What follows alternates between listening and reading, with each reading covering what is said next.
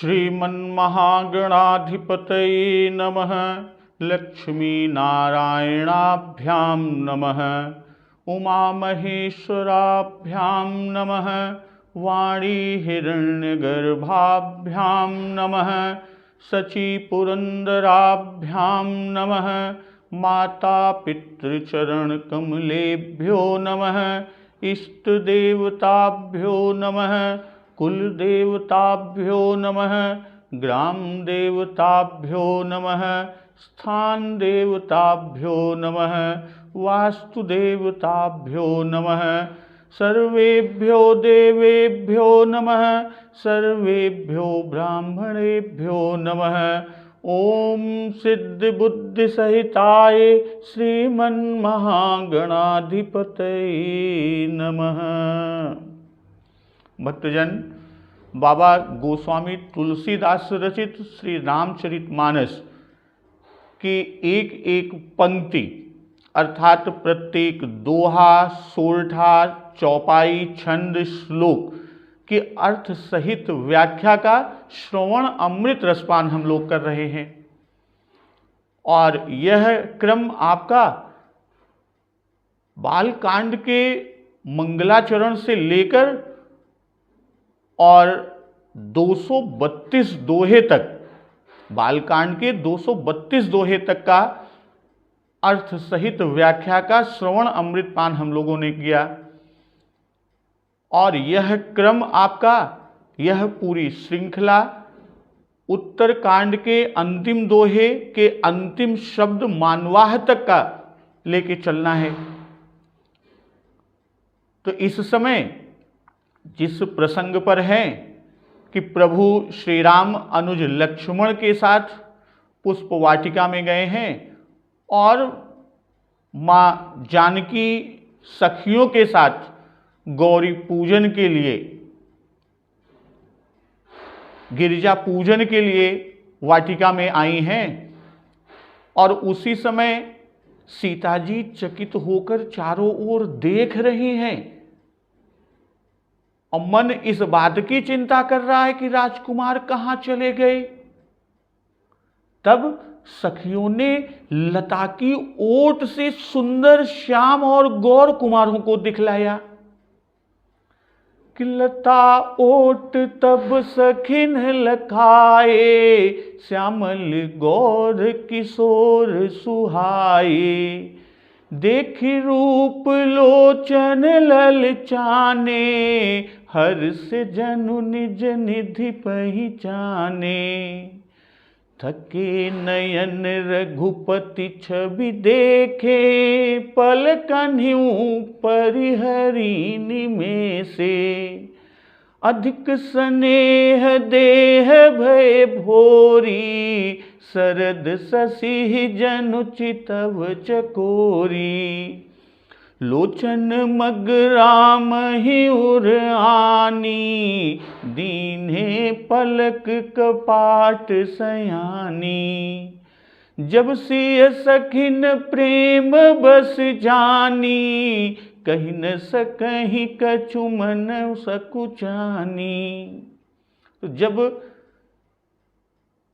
मां जानकी, मां सीता जी की सखियों ने लता की ओट में सुंदर श्याम और गौर कुमारों को दिखलाया और प्रभु को देखकर, प्रभु के रूप को देखकर नेत्र ललचा उठे और वे इस तरह से प्रसन्न हुए कि हर्ष जनु निज निधि पहचाने। मानो उन्होंने अपना खजाना पहचान लिया है।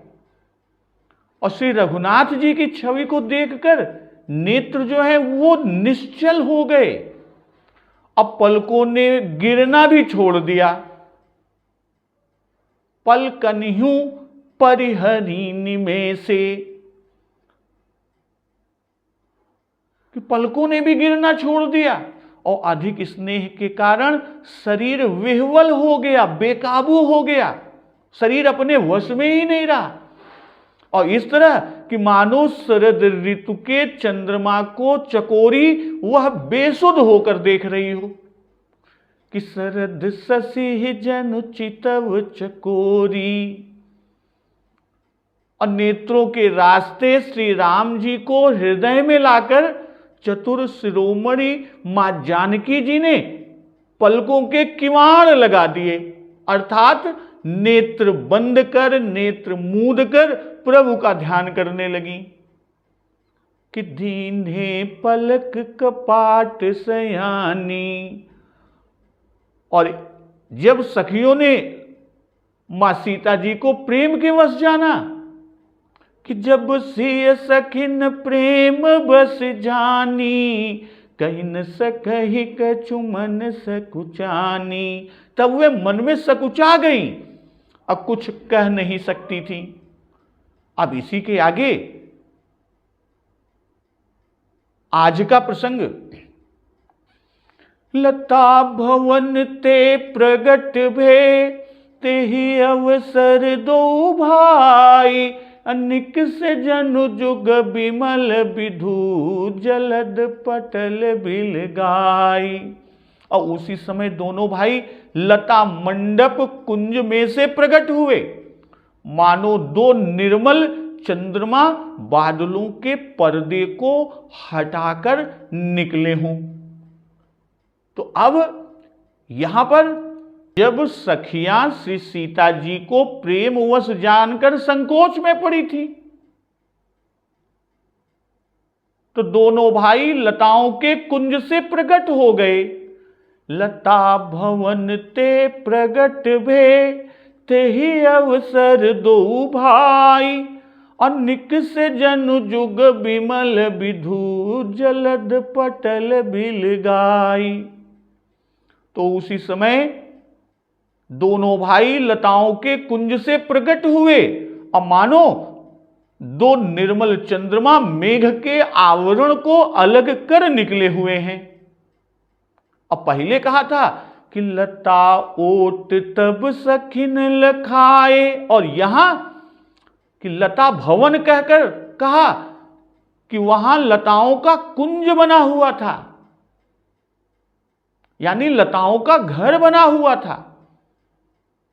और श्री राम जी, श्री लक्ष्मण जी राजकुमार हैं, इसलिए भी उनके संबंध से यहां सखियों ने भवन कहा कि लता भवन ते प्रगट भे, तेहि अवसर दो भाई। कि भगवान तो प्रेम के अधीन है, प्रेम से प्रकट होते हैं। जैसे कि हरि व्यापक सर्वत्र समाना, प्रेम ते प्रगट हो ही मैं जाना। इसलिए जब श्री जानकी जी प्रेम के वश हुई, तब प्रभु भगवान प्रकट हो गए। या यूं कहें, जो पहले कहे कि मानहु मदन दुंदुभि दीन्ही, मनसा विश्व विजय कह कीन्ही। भाई काम का डंका बजाकर विश्व विजय के लिए कामदेव चले, और पास आकर कामदेव बाण चलाने लगे कि जह बिलोक मृग सावक नयनी, जनु तह बरिस कमल सित श्रेणी। और स्त्री का दृक्पात काम का बाण है। भाई जब काम वाणों की वृष्टि करने लगा, तब ये लता ओट में छिपे हुए थे और सखियों ने दिखाया कि वह देखो लता ओट में है। और जब वाण की वृष्टि बंद हुई, यानी वाणों का चलना बंद हुआ, कि लोचन मग राम हिउर आनी, अदीन है पलक कपाट सयानी। और नेत्रों का मुंदना ही बाण वृष्टि का बंद होना है। तब तुरंत लता कुंज से दोनों भाई प्रकट हो गए। अनिक से जनु जुग बिमल विधु, अजलद पटल बिल गाई। और चंद्रमा एक है, तो दो का उपमान कैसे? यहां श्री लक्ष्मण जी चंद्र स्वरूप हैं और श्री राम जी चंद्र अंतर्गत श्यामता रूप हैं। इसका उल्लेख कि कह हनुमंत सुनहु प्रभु शशि तुम्हार प्रिय दास, तो मूरति विधु उर्वसती सोई श्यामताय भास। जब प्रभु श्री राम जी समुद्र पर सेतु का निर्माण कराकर और लंका में प्रवेश किए थे, लंका के द्वार के बाहर अपनी छावनी बनाकर शाम को अंधेरा होने पर लेटे हुए थे, तो चंद्रमा को देखकर प्रभु ने ये सबसे प्रश्न किया कि चंद्रमा में ये कालिमा जो श्यामलता है वह क्या है। तो उस पर हनुमान जी ने ये कहा था कि कह हनुमंत सुनहु प्रभु शशि तुम्हार प्रिय दास, तो मूरति विधु उर्वसती सोई श्यामताय भास। भाई पहले तो केवल राम ही उर आनी कहा और यहां दोनों भाइयों का प्रकट होना क्यों कहा? भाई दोनों भाई प्रकट हुए कि लता भवन ते प्रगट भे ते ही अवसर दो भाई। तो यहां दोनों भाइयों का प्रकट होना क्यों कहा?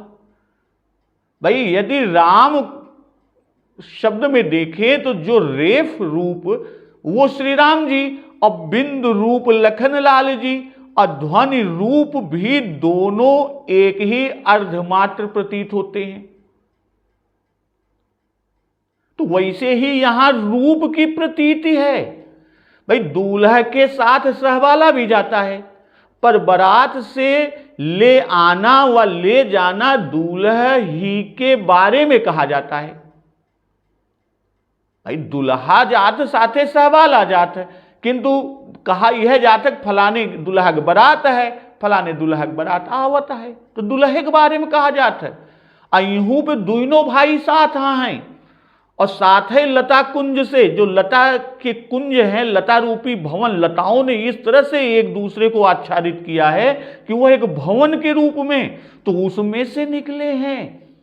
और सखियों की दृष्टि दोनों राजकुमारों पर पड़ी, इसलिए दो चंद्रमा कहे बाबा गोस्वामी तुलसीदास जी ने। अब विमल विधु, भाई विमल विधु कहने के पीछे का आशय कि प्राकृत चंद्रमा में बहुत दोष हैं, किंतु प्रभु में कोई दोष नहीं, ये निर्मल चंद्र हैं। कि शरद शशि जनु चितव चकोरी, भाई जो पहले शरद शशि कहा था वही प्रकट हुए। पहले शरद शशि कहा था और वही क्या हुए, वही यहां पर प्रकट हुए। कि निकसे जनु जुग बिमल विधु जलद पटल बिल गाय। तो शरद ऋतु के मेघ श्वेत रंग के होते हैं और लता भवन की मेघ समूह से उपमा देकर बाबा गोस्वामी दास जी कह रहे हैं कि बहुत सी पुष्पित श्वेत लताओं के मिलने से वह कुंज बना था, इसी से कुंज का रंग श्वेत मेघ का सा था। भाई जो लता कुंज बना वे श्वेत पुष्पों की लताएं थी, इसलिए श्वेत मेघ कहा।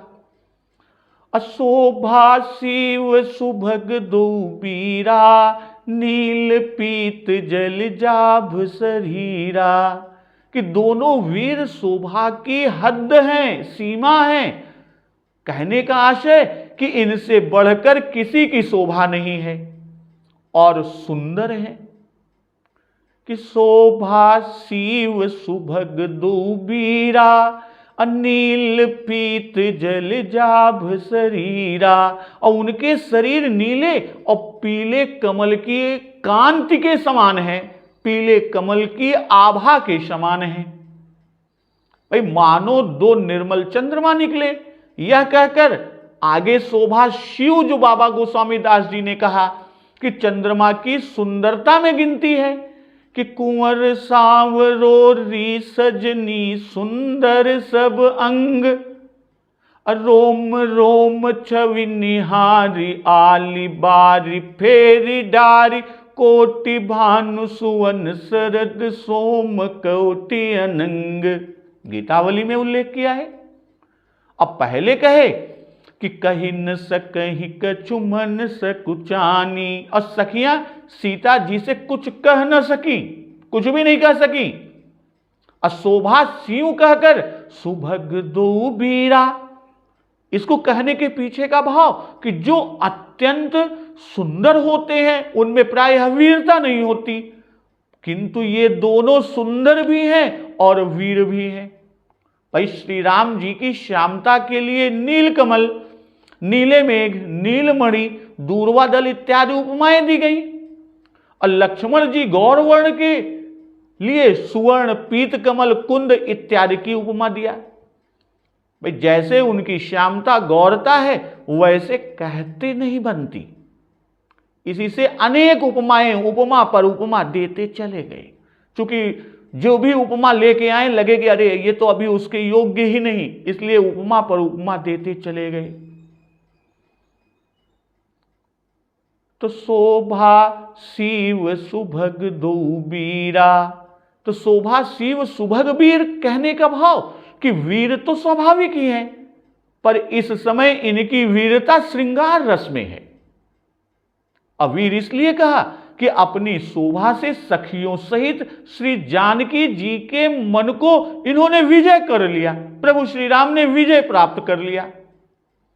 भाई श्रृंगार रस का ही दर्शन पहले हुआ, धनुष बाण नहीं है,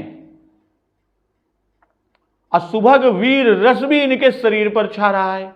तो इस रूप वर्णन में उत्तरोत्तर वीर रस का ओज बढ़ता है। जैसे कि केहर कटिपट पीत धर असुखमाशील निधान में तो वीर रस ही प्रधान है, पर अंत में शील निधान में शांत रस मुख्य रूप से आ गया। कि मोर पंख सिर सोहत नीके गुच्छ बीच बीच कुसुम कली के। सिर पर मोर पंख भली प्रकार से शोभित है, बढ़िया तरीके से। तो सिर पर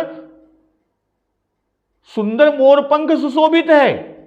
अगुच्छ बीच बीच कुसुम कली के, और उनके बीच बीच में फूलों की कलियों के गुच्छे लगे हुए हैं। जब नगर देखने गए तब सिर पर टोपी थी कि रुचिर चौतनी सुभग सिर अमेचक कुंचित केस। जब धनुष यज्ञ देखने गए तब पीत चौतनी अर्थात टोपी दिए हुए थे कि पीत चौतनी सिरन सुहाई कुसुम कली बीच बीच बनाई। और जब फूल लेने आए हैं तब मोर पंख की टोपी है कि भोर फूल बिन बेको गए फुलवाई हैं असीसन टेपारे उपबीत पीट पट कटि दोना बाम कारण सलोने भेसवाई हैं। तो यहां कुसुम कली के गुच्छे कह रहे हैं। अब मोरपंख कुछ ऊंचा है, इसी से उसकी बराबरी के लिए गुच्छे लगाए गए। भाई कली लगाते तो न दिखाई पड़ती, उसमें बुझ जाती बुड़ जाती। तो कपड़े की टोपी में कुसुम कली लगी है। जिस तरह धनुष यज्ञ के समय टोपी में, जब धनुष यज्ञ में जाएंगे तो कुसुम कली बीच बीच सुहाई कहा।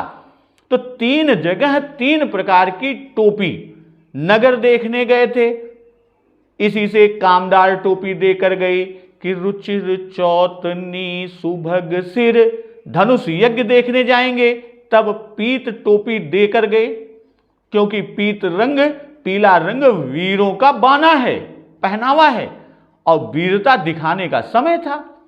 अब फुलवारी में देव कार्य से गए, इसी से पीतांबर और मोरपंख की टोपी धारण किए। अब बिना धोया हुआ कपड़ा नहीं धारण किया, तो कपड़े की टोपियां तो इस समय फूल लेने आए हैं, इसलिए स्वाभाविक वेश में है, चौतनी से भी अधिक शोभा है। किंचित श्रृंगार से मोहित करने को विच्छित्त हाव कहते हैं। इसी झांकी को कृष्णावतार में दिखलाकर ब्रज वनिताओं को मोहित करेंगे कृष्णावतार में कि भाल तिलक श्रम बिंदु सुहाए, श्रवण सुभग भूषण छवि छाए। स्नान करके आए हैं भाई, माथे पर तिलक और पसीने की बूंदें सुशोभित हैं। भाल तिलक श्रम बिंदु सुहाए, तो भाल यानी मस्तक, मस्तक पर तिलक और पसीने, श्रम बिंदु यानी पसीने की बूंदें, सुहाए सुशोभित हैं। अश्रवण सुभग भूषण छवि छाए, और सुंदर कानों में सुंदर भूषणों की छवि छाई हुई है, अर्थात कुंडलों की कांति फैल रही है।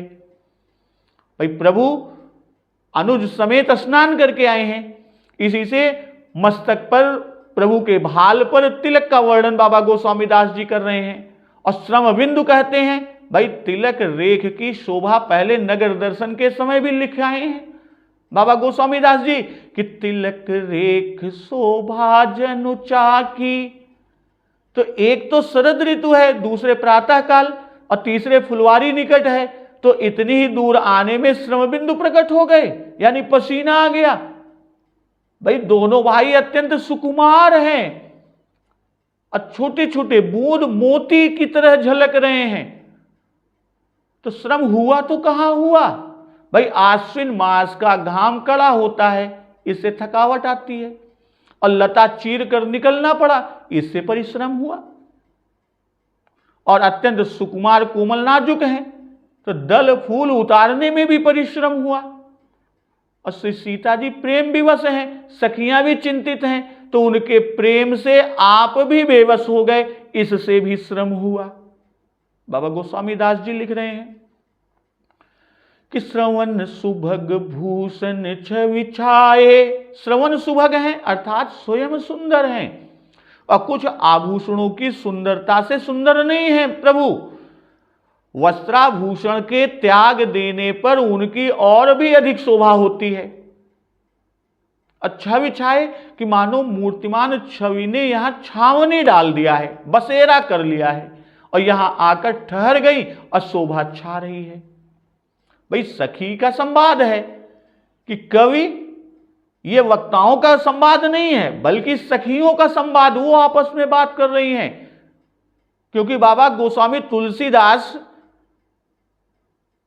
ने सखी शब्द से संबोधन, भाई जैसा संवाद के अंत में कहा कि सावर कुंवर सखी सुठिलोना, तो सखी का संवाद सखी के प्रति साभिप्राय है। और श्री जानकी जी ने तो अपना ध्यान सखियों से छिपाया, और फिर भी सखियां जान गईं और उनके संकोच के कारण कुछ कह न सकी।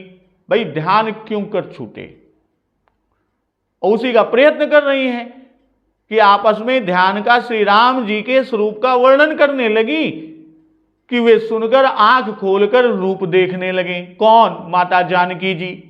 पर जब इस प्रयास, इस यत्न में भी सफलता सखियों को नहीं मिली, माता जानकी जी का ध्यान नहीं छूटा, तब दूसरी सखी ने हाथ पकड़कर ध्यान को छुड़ाया कि बिकट भ्रिकुटि कछ घूघर वारे, नव सरोज लोचन रत्नारे, चारु चिबुक नासिका कपोला, हास बिलास लेत मनुमोला।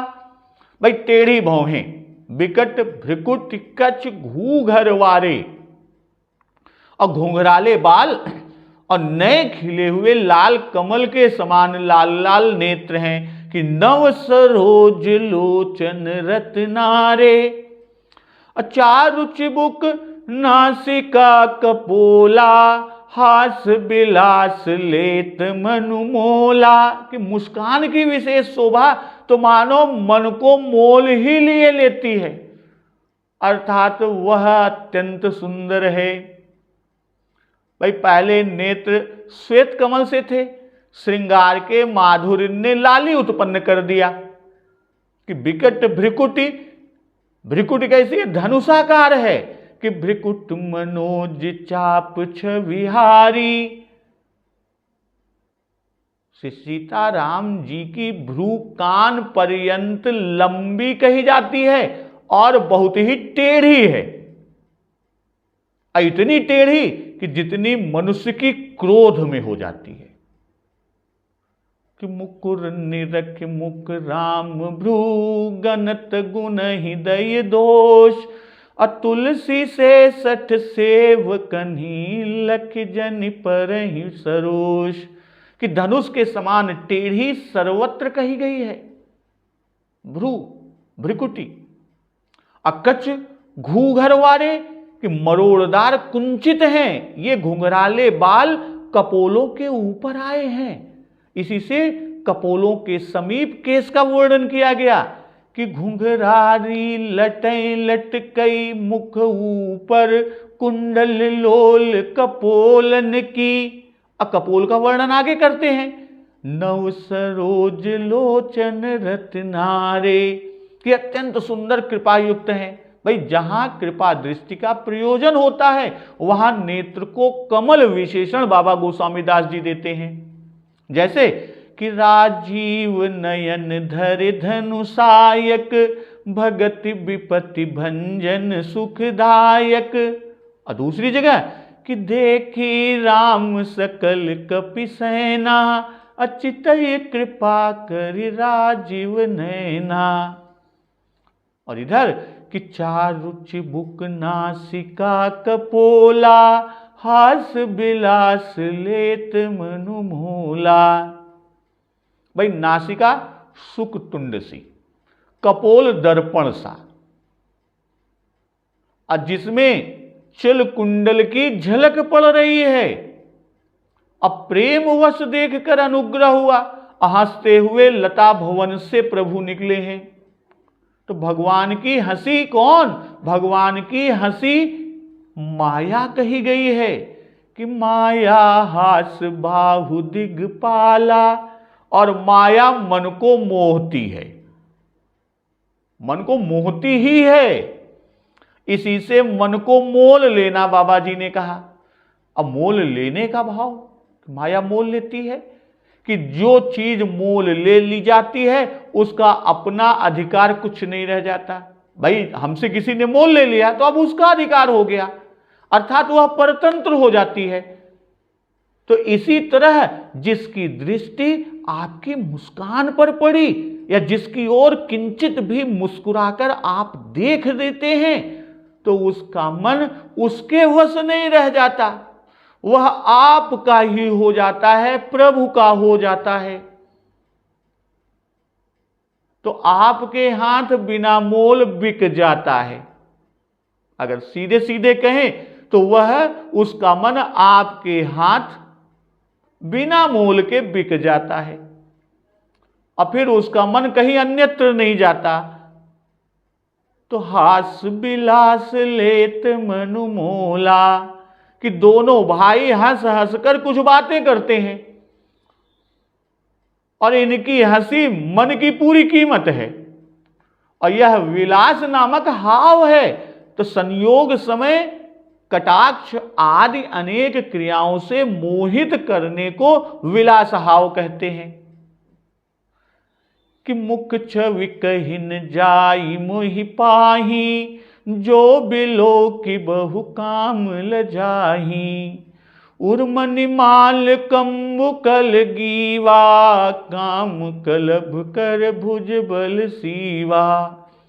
सुमन समेत बाम कर दोना, सावर कुंवर सखी सुठिलोना। कि मुख की छवि मुझसे नहीं कही जाती, जिसे देखकर बहुत से कामदेव लज्जित हो जाते हैं। उर्मन माल कंबु कल गीवा, काम कलभ कर भुज बल सीवा। और वक्षस्थल हृदय देश पर मणियों की माला है, और शंख के समान त्रिरेखा युक्त पुष्ट सचिक्कन यानी चिक्कन सहित सुंदर ग्रीवा है। काम कलभ कर भुज बल सीवा। तो कामदेव रूपी हाथी के बच्चे की सूंड के समान भुजाएं बल की सीमा है। असुमन समेत बाम कर दोना, सावर कुंवर सखी सुठ लोना। अब बाएं हाथ में फूलों सहित दोना है जिसमें पुष्प रखे हुए हैं। तो हे सखी, सांवला राजकुंवर तो अत्यंत ही सलोना है। कि मुख छवि कही न जाई मोहि पाही, जो बिलो की बहु काम लजाही। भाई उपमा देकर छवि कही जाती है, सो उपमा तो देते नहीं बनती। भाई उपमा सुंदर वस्तु की दी जाती है और काम सुंदर है, और उसकी उपमा क्यों नहीं देते? यहां बात होती है काम तो सुंदर है तो उनकी उपमा क्यों नहीं देते? कारण ये कि काम की उपमा दे तो वह तो आप ही मुख देखकर लज्जित हो जाता है, स्वयं ही लज्जित हो जाता है प्रभु के मुख को देखकर। तो तब काम की उपमा कैसे देते बने? भाई उपमा के लिए अनेक कामदेवों को एकत्रित किया तो भी वे मिलकर भी समता के योग्य नहीं ठहरे। तो और कौन है जिसकी उपमा दी जा सके? तो बहु काम लजाही, कि कामना लज्जित हो जाती है। और यहां राजपुत्री के साथ की सखियों की कामना लज्जित हो जाती है। तो कामना का लज्जित होना कि उनकी ओर से ये कटाक्ष नहीं करते, अन्य पुरुष पर दृष्टि न डालना, यह जो उनकी सूरता थी सो भी पराजित हो, सफलता को प्राप्त न हो सकी।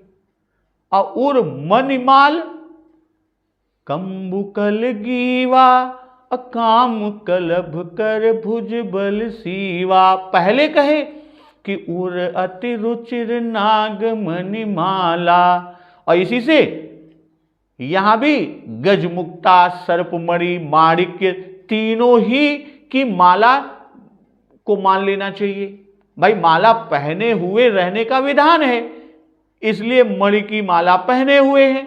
अकंबु कल गीवा, कि रेखे रुचिर कंबुकुल गीवा, अजन त्रिभुवन सुकुमा की सीवा। कि त्रिरेखा युक्त होने का भाव कि तीनों लोकों का श्रृंगार हार कर गले में पड़ा है। और काम कलभ कर भुज बल सीवा, कि श्री राम जी की भुजा की उपमा तब कुछ हो सके जब कामदेव स्वयं हाथी के वेश बनावे। जनुबाजी वेश बनाई मन सिज राम हित अति सोहई।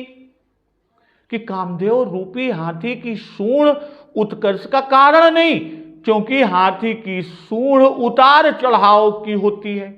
और यहां उपमा से केवल इतना ही आशय है, तो भी काम कलभ कर की कल्पना करना एक तरह की प्रौढ़ोक्ति है। असुमन समेत बाम कर दोना, सावर कुंवर सखी सुठ लोना। भाई दोना मालियों ने बना कर दिया है, फूल अपने ही हाथ से तोड़ना चाहिए, इसी से फूल प्रभु स्वयं तोड़ रहे हैं। और वाम हाथ में दोना है, बाएं हाथ में, और दाहिने हाथ से फूल तोड़ने के लिए काम ले रहे हैं। यानी दाहिना हाथ खाली है और उससे फूल तोड़ तोड़कर बाएं हाथ के दोने में रख रहे हैं। तो दोना दोनों भाइयों के हाथ में है। असुठिलोना, जैसे कि चारु रूपशील गुण धामा, तदपि अधिक सुख सागर रामा। बाएं हाथ में बाम कर, यानी बाएं हाथ में दोना कहकर सुंदरता को कहने के पीछे का भाव कि दोना हाथ में लेने से अधिक सुंदर हो गए। कि दोना बाम कर निसलोने भेसवाई हैं, कि और सुंदरता हो गई।